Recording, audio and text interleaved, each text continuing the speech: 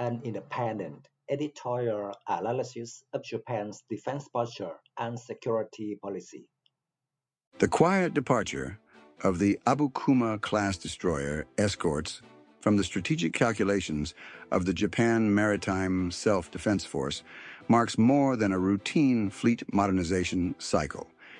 It signals a fundamental shift in how Tokyo manages the life cycle of its defense assets, transforming aging hardware from a logistical liability into a geopolitical instrument. As the Mogami-class frigates steadily replace these Cold War-era vessels within the district squadrons of Japan, the prospective transfer of the Abukuma hulls to the Philippine Navy represents a critical test case for the newly established Official Security Assistance Framework. This development requires an assessment that goes beyond the technical specifications of the ships themselves. It demands an understanding of the complex interplay between industrial capacity, regional alliance structures, and the operational realities of maritime denial in the constrained waters of the first island chain. From a systemic perspective, the Abukuma-class presents a distinct paradox. Operational obsolescence in one theater translates to a significant capability leap in another. Designed primarily for anti-surface and anti-submarine warfare during the late Soviet era, these vessels lacked the vertical launch systems and advanced stealth characteristics required for high-intensity conflict in Northeast Asia.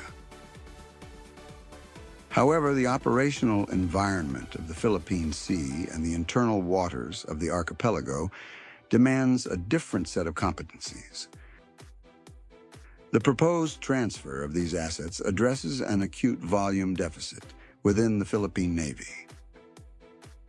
While the acquisition of the Jose Rizal-class frigates provided Manila with modern combat management systems, the sheer numerical shortage of hulls capable of sustained patrols creates a porous maritime frontier. The introduction of the Abukuma-class, potentially involving up to 6 vessels, would theoretically allow the Philippine Navy to maintain a persistent rotational presence in critical choke points, specifically the Bashi Channel and the Sulu Sea, areas that directly impact the security of Japanese sea lines of communication. The technical configuration of the Abukuma-class offers a substantial upgrade in kinetic capability for the recipient nation. Yet, it simultaneously introduces a complex logistical burden.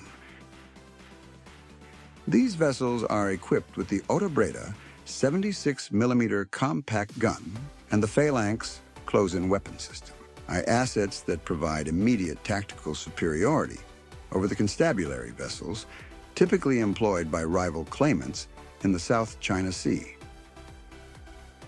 If the transfer includes the Harpoon anti-ship missile system or its associated fire control hardware, it would effectively grant the Philippine Navy a credible anti-access and area denial capability at the tactical level. This creates a deterrent effect that lighter patrol vessels simply cannot replicate. However, the reliance on a combined diesel or gas propulsion arrangement introduces a high operating cost that may strain the recurrent budget of the Philippine Navy. The gas turbines, while providing necessary speed for interception, consume fuel at a rate that necessitates a robust logistical tail. This technical constraint suggests that the transfer is not merely a transaction of hardware. It will likely require a sustained commitment from Japan to support fuel or maintenance costs through the Official Security Assistance Mechanism, thereby deepening the institutional reliance between the two maritime forces. An analysis of the industrial dimension reveals that this transfer serves a dual purpose for the Japanese defense industrial base.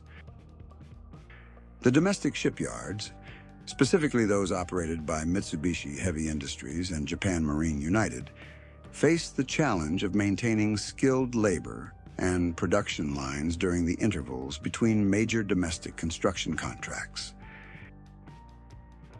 The refit and refurbishment programs required to prepare the Abukuma-class for foreign service function as a mechanism to sustain industrial readiness.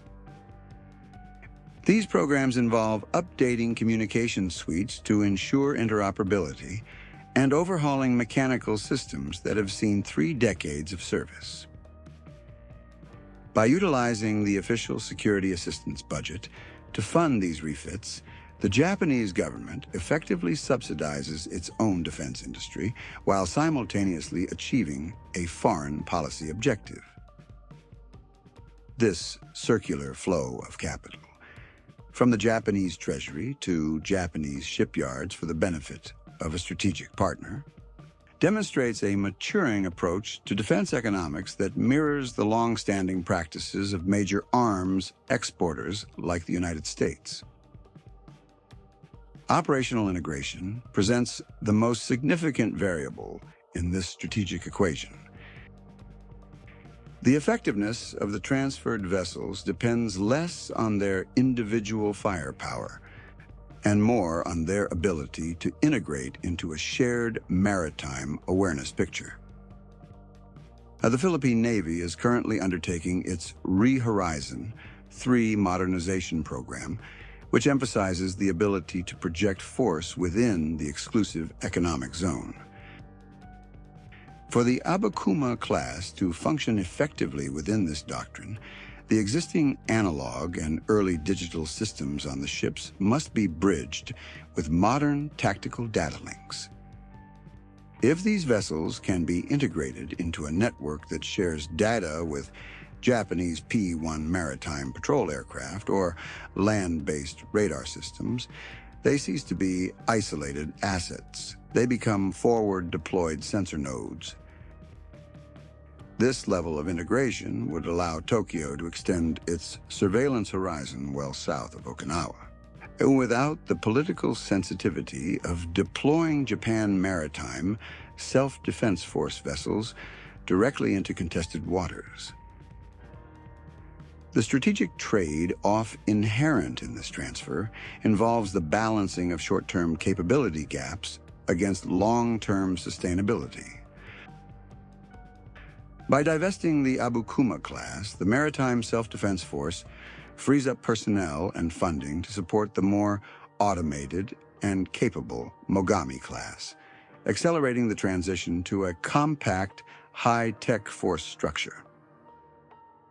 Conversely, the recipient absorbs a capability that creates an immediate spike in combat power, but brings with it the risk of a maintenance trap.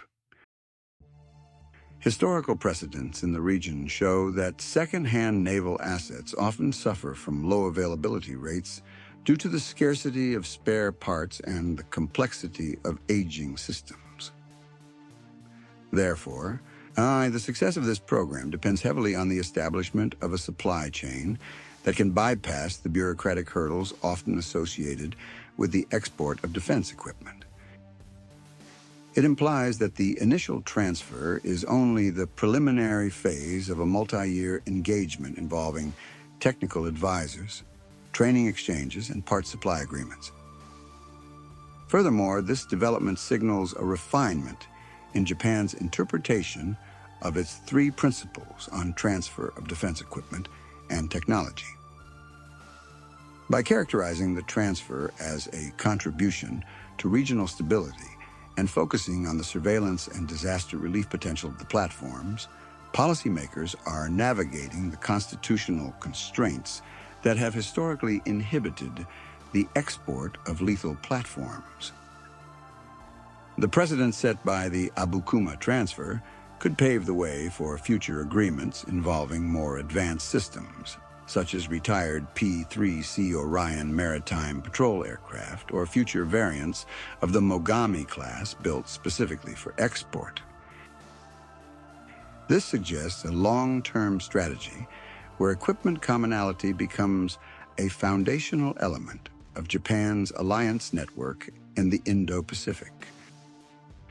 The decision to transfer these escorts also reflects a nuanced understanding of the escalation ladder in the region. Deploying a Coast Guard vessel is often seen as a law enforcement action, while deploying a destroyer is a clear military signal. The Abukuma-class, being a destroyer escort, occupies a gray area that allows for flexible signaling. It is sufficiently heavily armed to demand respect from naval combatants, but small enough to conduct patrols without necessarily precipitating a major diplomatic crisis.